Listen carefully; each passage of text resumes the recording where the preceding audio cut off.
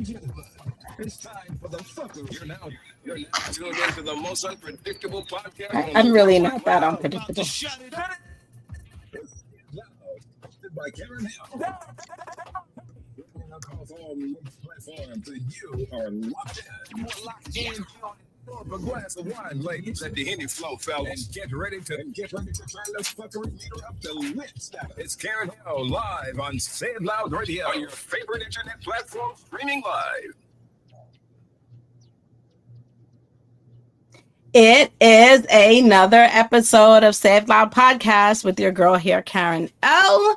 And you know we love to have guests on the show and company to keep my company so I don't have to talk to myself.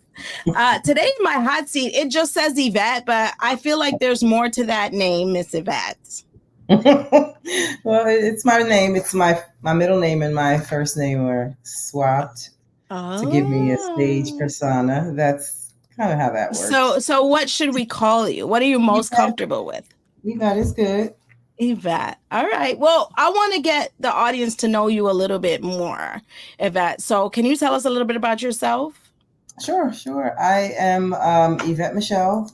In terms of the music career that I started in the mid-90s, I definitely was part of the movement, what they call the golden era. I am from New York City, sort of grandfathered into that whole movement, being in the right place at the right time, and then having a pursuit, and talent for it. I am a mom. I also we love the mommies over here. I also am an IT professional. I have pretty much mastered the art of database management and project management. So I do a little bit of that.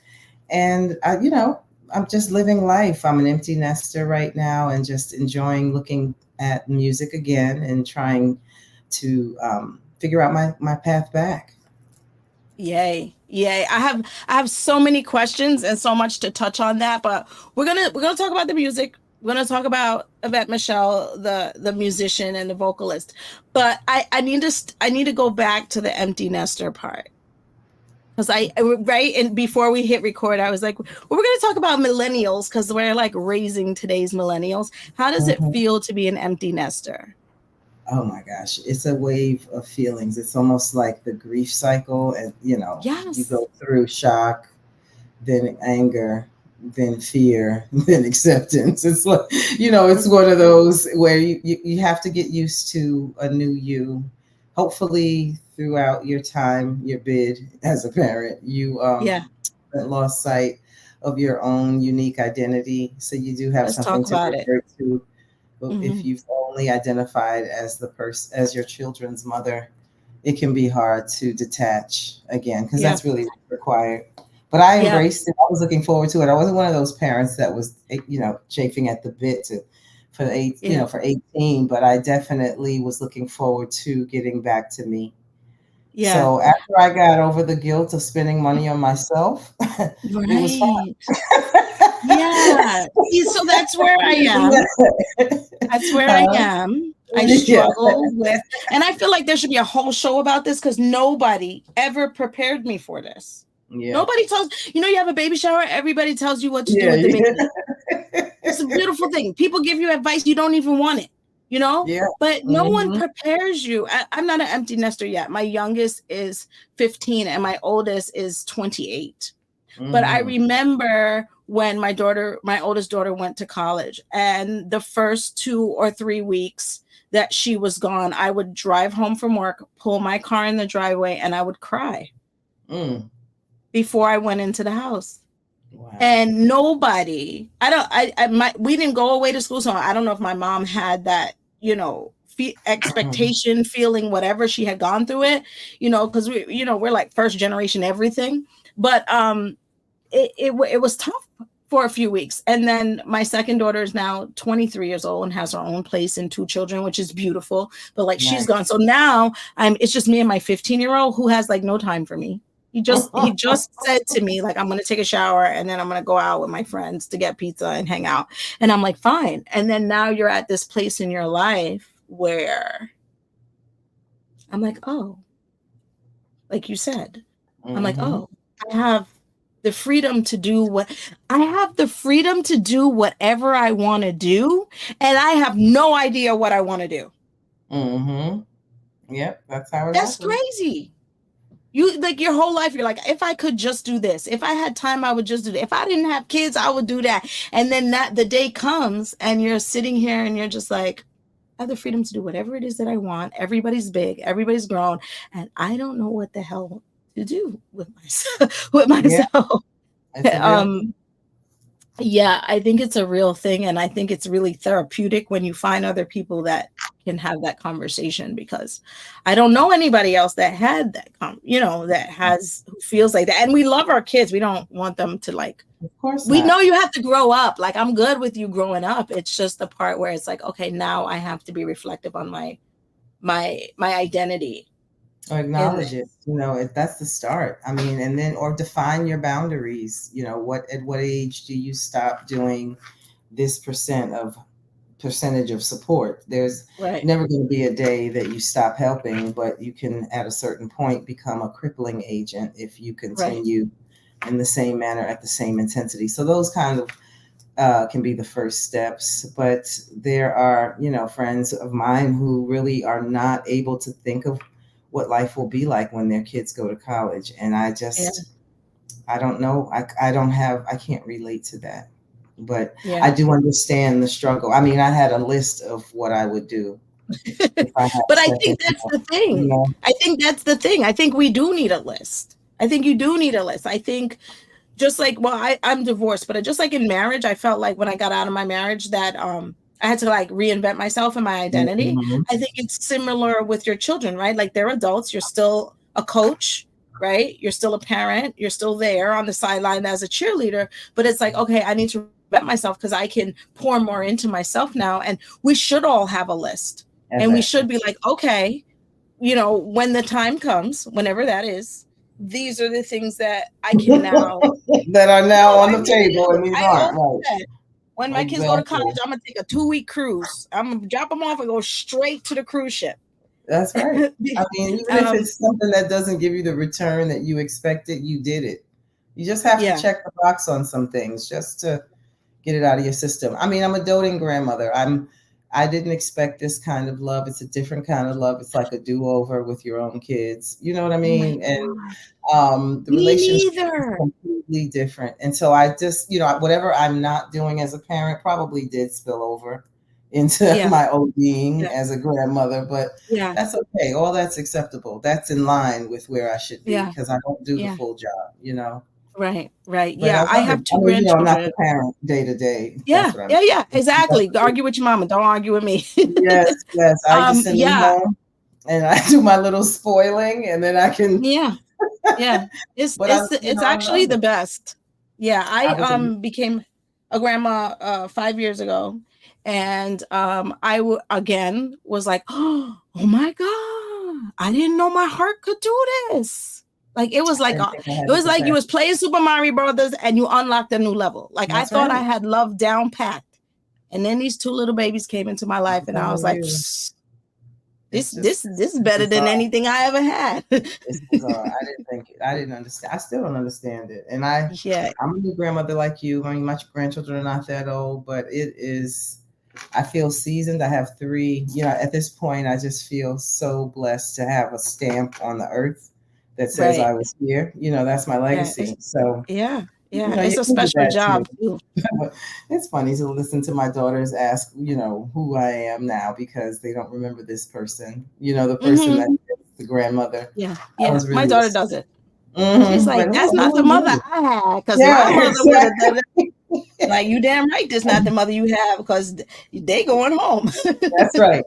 And pursuing my music at this age is inspirational to Yeah, them, to my grandchildren. They are yeah, now at an age where they can understand what I used to do, how I'm known to the public, and they know my age now, and they yeah, admire the fact that I'm doing, I'm pursuing it once again because you're yeah. never too old to have a dream. So No, I'm no. feeling privileged for the opportunity to be able to do this in there and then be aware of it. Yeah, So and be I, a part of that. That's cool. That's Big cool. So vision. let's talk about the music. How did you start singing? I started in church like most Black people. I always loved music though. My mom was a record collector, aside from church, and she was just an avid musical fan, and she did a lot of record collecting concerts. So I just kind of grew up around it and just admiring artists, and then we started going to church. Mhm. Once we and I was about 10, so I was a little bit in the world and out and a little bit in the church, meaning I didn't totally understand the church when we first started. So I gravitated to what I could, and that was the choir, to Right. be ingratiated. And that was where it clicked for me. And so as a part of growing up in the church, you deviate, you do your thing, you test your waters, and Mhm. some of the members and I decided to pursue singing R&B music and create songs.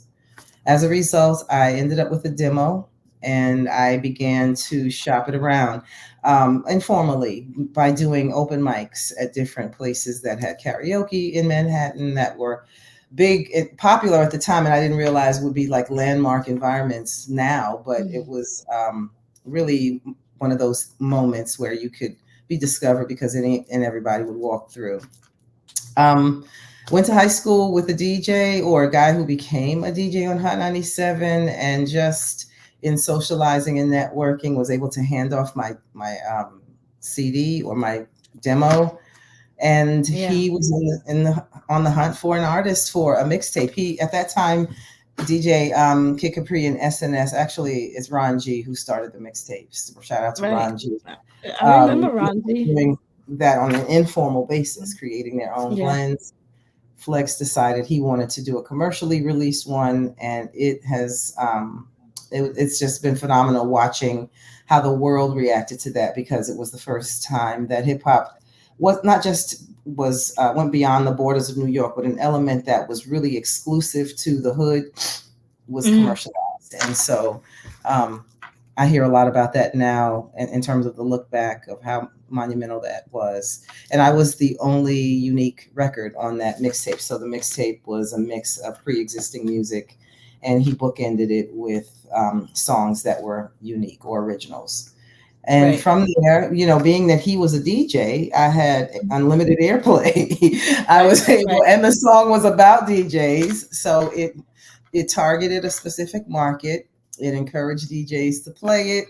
He was always promoting his own music, so I Right. was able to become really well known in the tri-state area, New York City, Connecticut, and New Jersey. And my career just launched from there. Performances began, requests for performances began, and then I was able to get a deal of my own through Loud RCA at the time, and I released an album in '97, Yeah. and it was along the same lines, same kind of dance music, but mine was like R&B with a twist.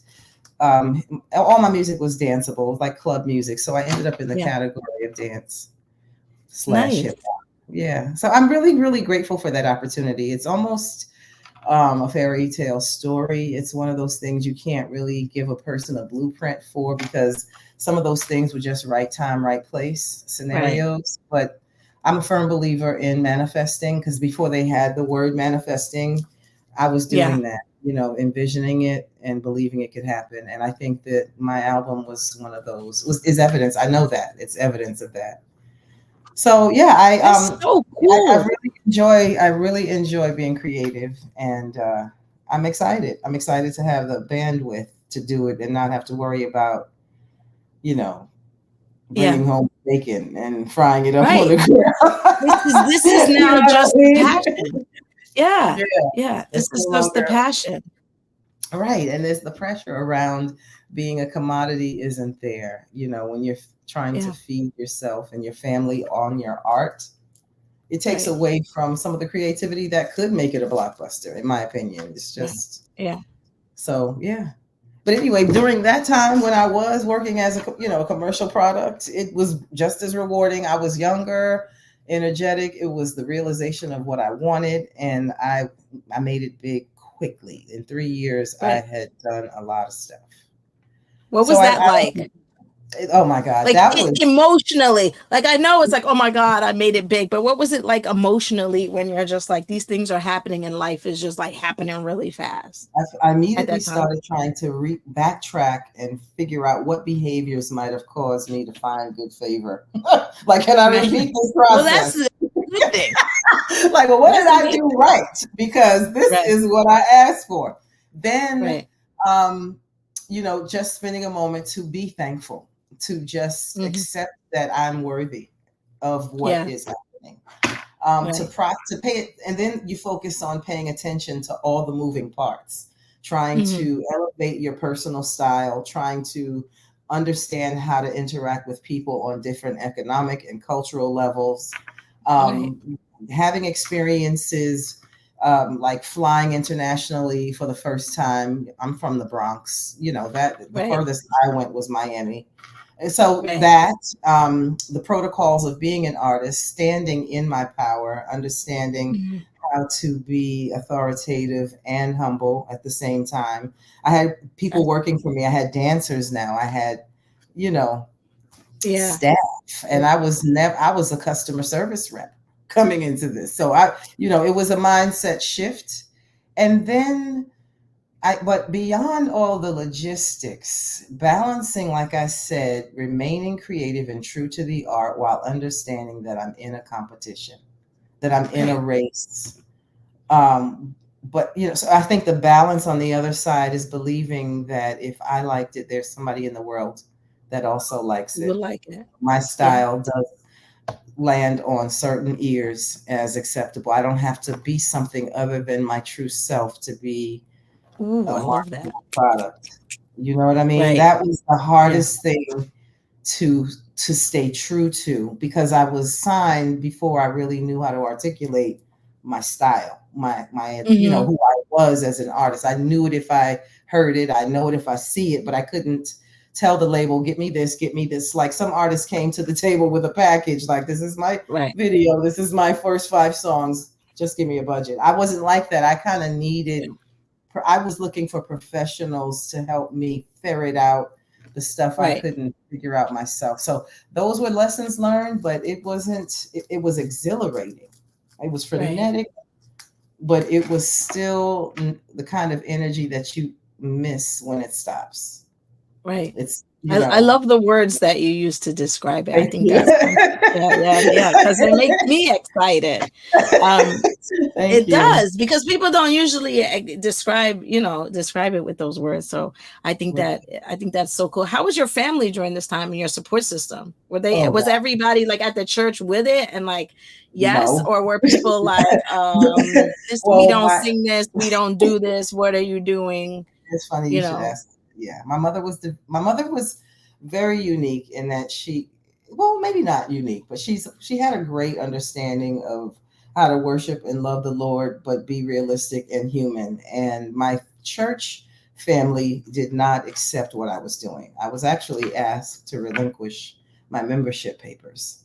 But my family, my immediate family, who was very active in the church, saw that as an affront, and it kind of recalibrated our way of looking at the church as as an institution and where it fit into Mhm, our mhm. lives. Ironically, I married my pastor's son, so it's a real tangled web. You gotta write a And book.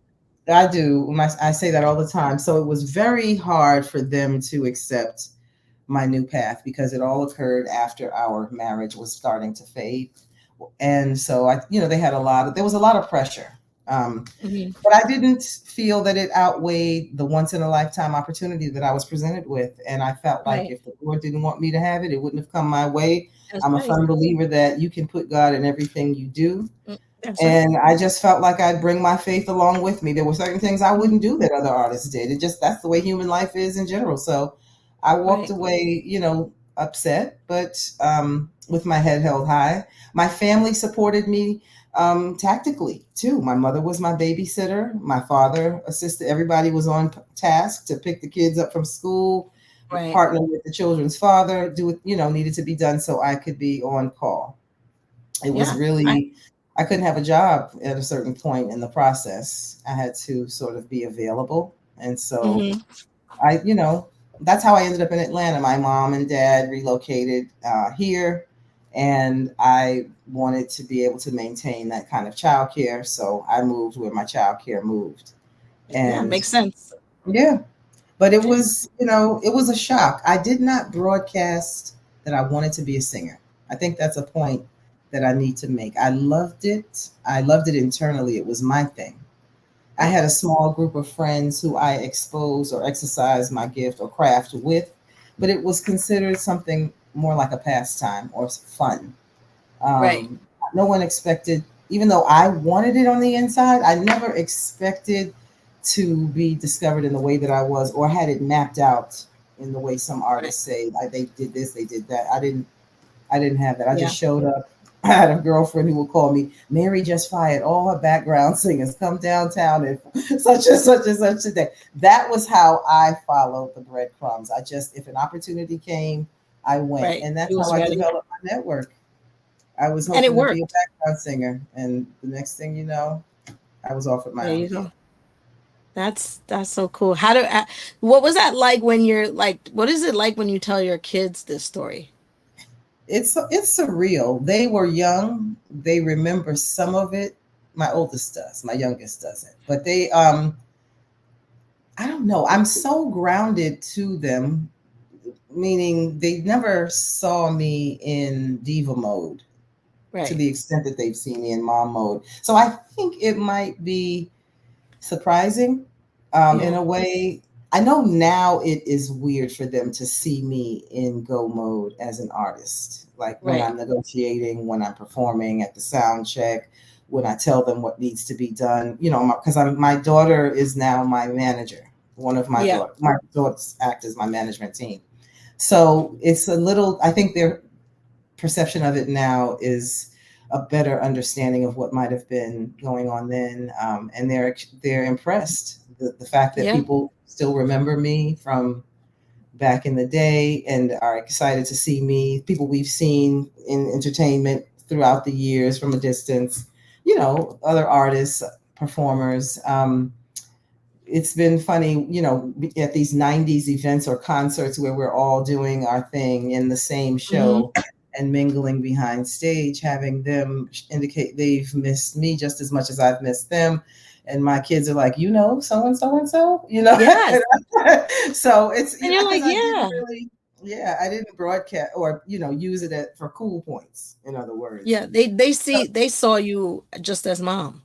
As mom. That's the shortest way to say that. They just saw you as They mom. just saw me as And then mom. you step out now and they're like, wait a minute, Especially because the international shows, because it's going to Germany and packing out a house full of people that don't look like us, yeah, that that's are a big happy. deal. That's a big deal. My kids were shocked Yeah. about that.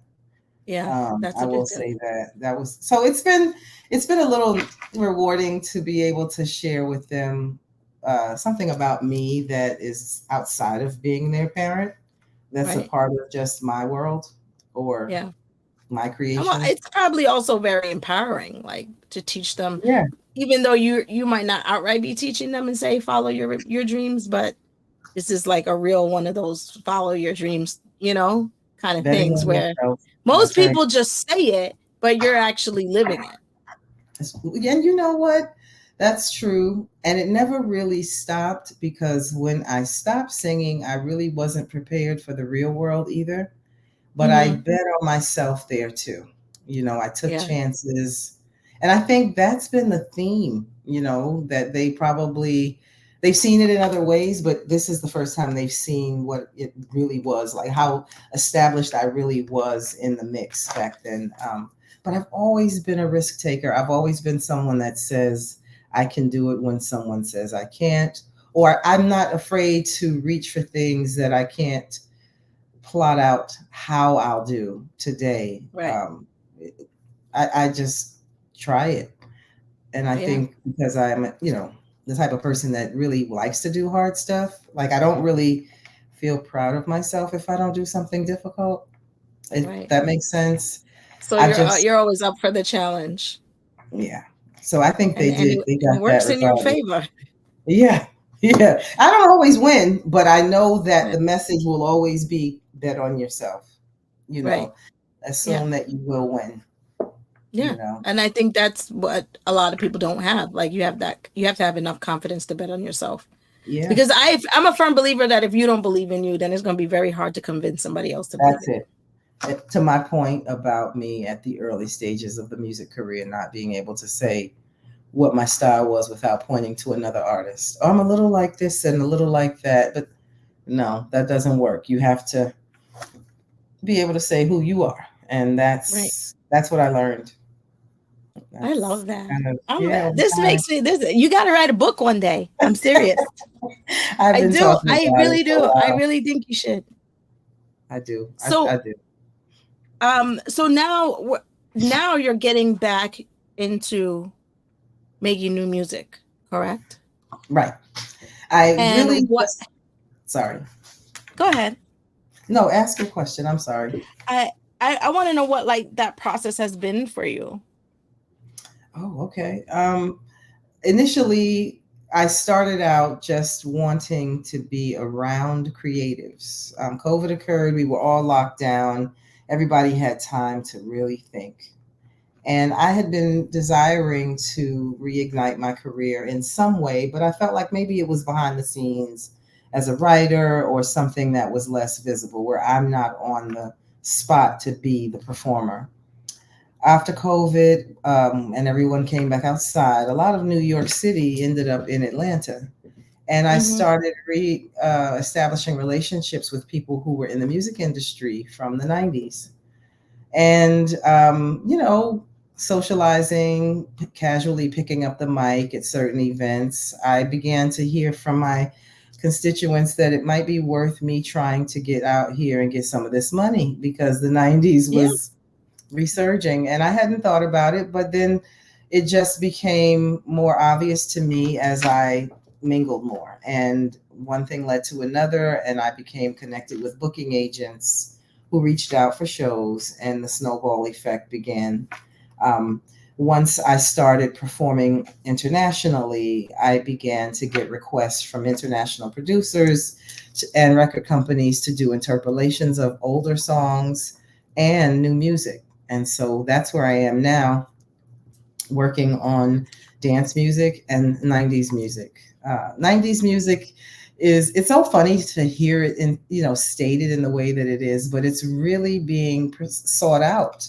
Like somehow it's taken the place of the way 70s music was viewed by our generation. And so doing what I already do is becoming a commodity again.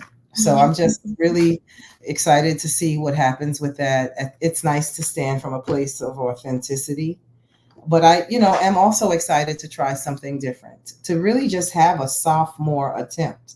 I had one album, it ended up here, and, I could live with that legacy, but I will never know what it would be like to do something else. So, and I've been playing with that's the I'm always up for a challenge part of you. and to take I have it procrastinated. I've been saying this for 10 years. I've been trying repeatedly. I've met people, I've started projects, I've finished them and can't release them because of technical issues. There's always been something.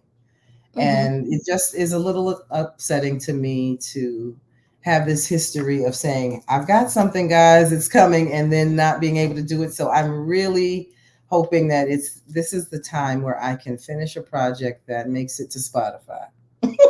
Or somewhere. You know what I mean? I think you're right there. I think that I agree that the demand for 90s music is coming back, and it's coming really, really strong, and people are investing in it. Because it's like a time period of music that we just don't have anymore, and there's still a big market for it. And there's still a whole, in my opinion, it's a whole genre in itself.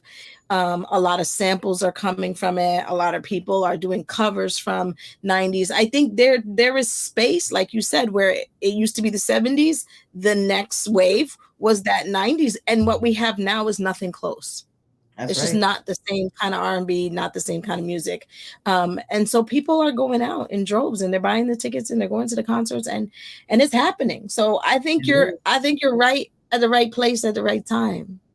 Yeah, I'm really excited, and I don't have any expectations other than, I mean, I have positive expectations. I believe that I'll be successful, but if things don't work out, it's not like I have that kind of skin in the game. It's more like, Right. well, we'll on to the next adventure. It's the Right. pressure is not the same. I'm really excited about that. I feel like I can be freer, and some of that is just being a woman of a certain age. You know what I Mm-hmm. mean? Like, I'm just Mm-hmm. not embarrassed by much. I know who I am now, and Mm-hmm. I have more to say. Honestly, I didn't Right. really have any stories back then. Life Right. was, how long did I Yeah. really have doing me? Right. Now, Right. y'all Right. want to know something? Yeah. Yeah. Shucks. I love. Like you Yeah. said, I need to write a book, but it'll be nice to bring some of that stuff out in music. I'm sure it'll be relative. I've always been an advocate for the ladies not Yeah. taking no mess, and I could come up with Mm-hmm. something new that Mm-hmm. speaks to it in today's language. There's so much Yeah. crap out there. There's so much going Yeah. on. You know, I wouldn't even want to be a young woman now. There's just too many things to choose from. Right. We could go down the Or rabbit not. hole Or there. not choose from. Or not choose, exactly. So, Or not choose. I feel or the not world is choose. different. The Yeah. world is different. And I also think as someone who, you get to a certain age, because I'm at that age where it's just like it is what it is. You pivot where you pivot and you do what makes Hmm. you happy. But I think also as a woman, when you get to a certain age, when you tell those stories, you tell it from a different perspective, right? Yes. And so it's enlightening, and it's like letting other people also know that the things that you're going through, like, people go through them. We all That's go right. through them, and this isn't new, and this is, and I think that's important in the storytelling too, for people to kind of really embrace where they are in life and who we are, and then listening to people who have kind of like lived That's some true. of it. So true. Listening. And we don't want to listen to nobody. It's like, yo, No, I'm trying to tell you, you know no, no one wants to listen. Everyone, and with Google, who has to listen? You can just go. this is true. This is true. I mean, I don't know how many times my daughter, when she had her baby, was like, "That's not what Google said." I'm like, "Okay," All and right. then 2 weeks All later, right. they're coming back for my advice. So No, they call it's you 5 times a day, like I told you the first time. exactly. But But yeah, that's all I right. That's also that's part embrace of it. it. Mhm. Yeah, that's wonderful. So how are Yeah, you? Are you writing now for yourself? I am. Like, do you I go home and just be like, you know what? I had this melody in my head. I had this idea in my head, and you write?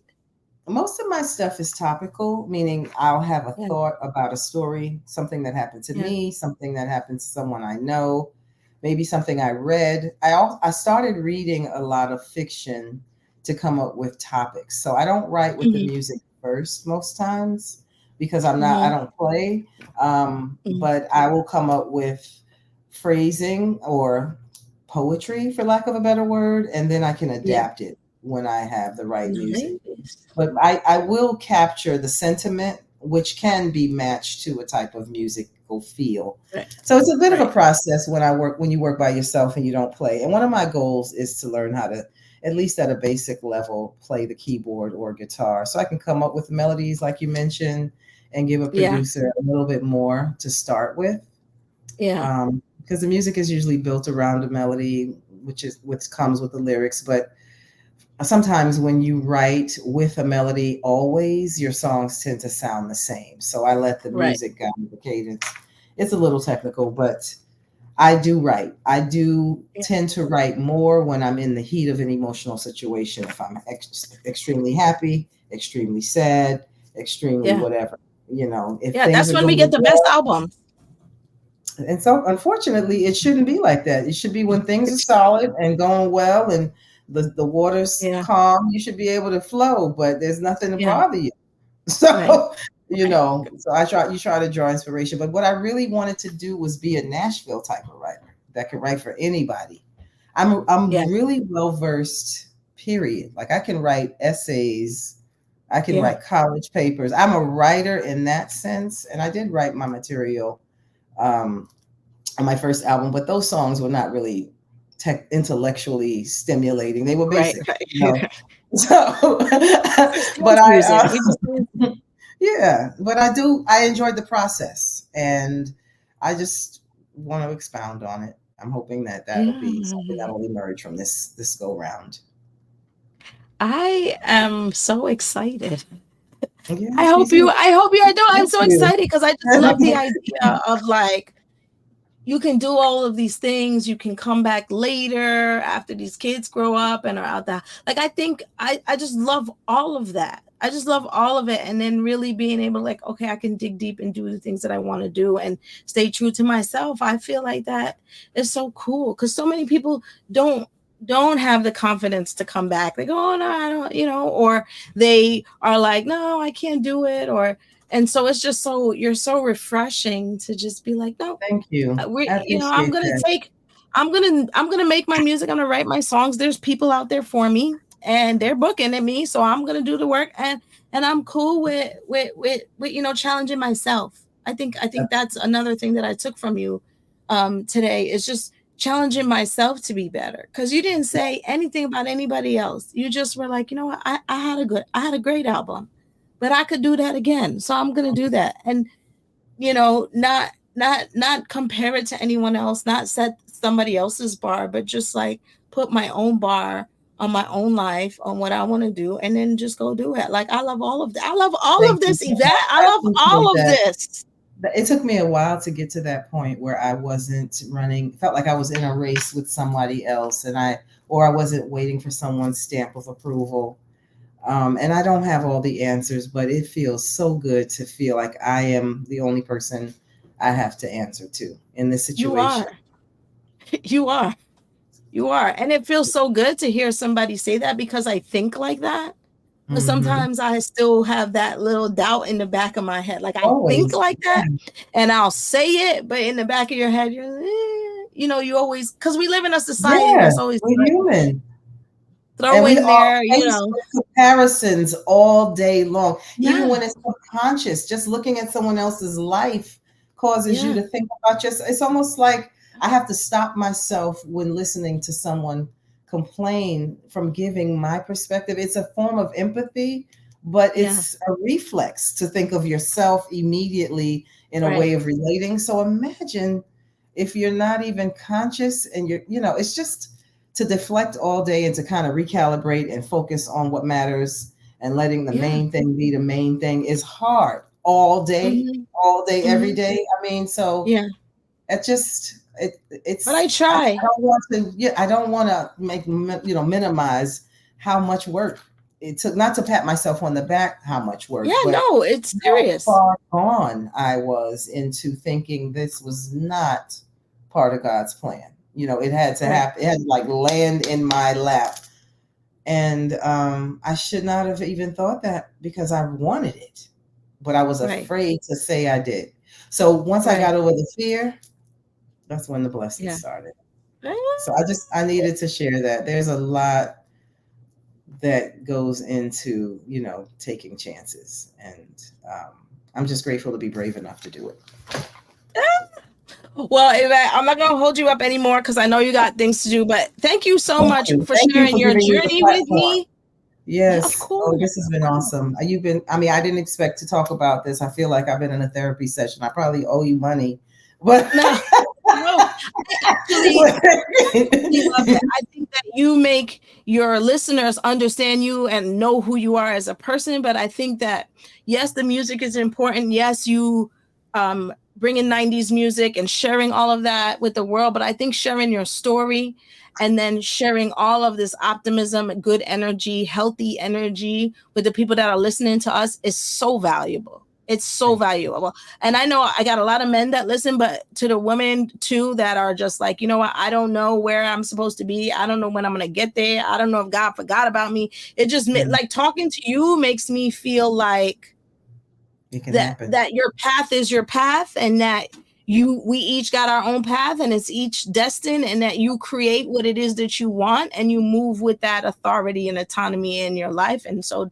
I really do feel like you should write a book. or at least get a podcast. Thank you.